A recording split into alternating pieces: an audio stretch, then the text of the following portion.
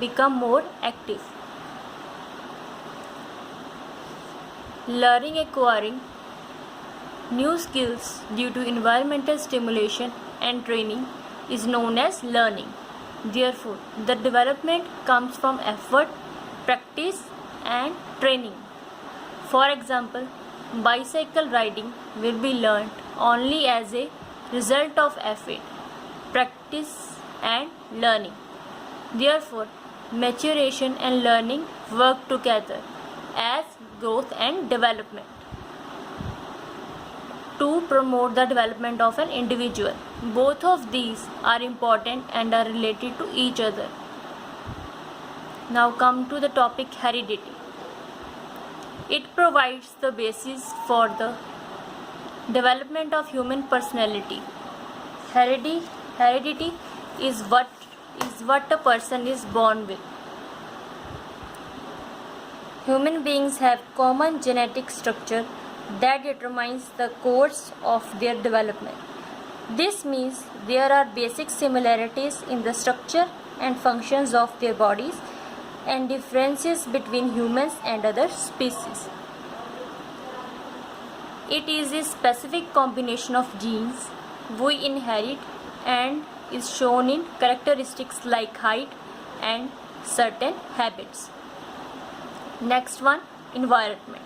Environment includes all the aspects of the surroundings, that is human and non-human, such as parents, family, friends, school, neighborhood, workplace, and socio-economic conditions to which the individual is exposed since birth.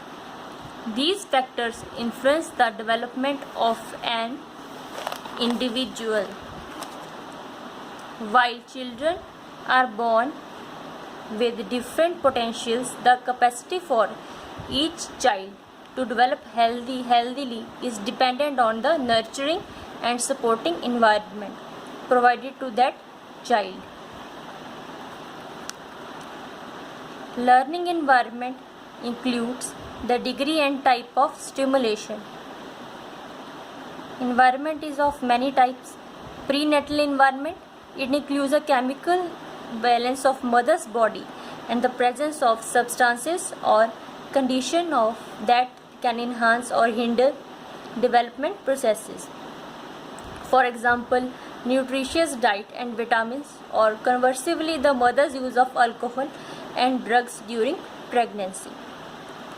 Physical environment, it includes the quality of air the child breathes, the food the child eats, and exposures to conditions that can cause disease or injury, including child abuse and neglect. Learning environment, it includes a degree and type of stimulation available to the child.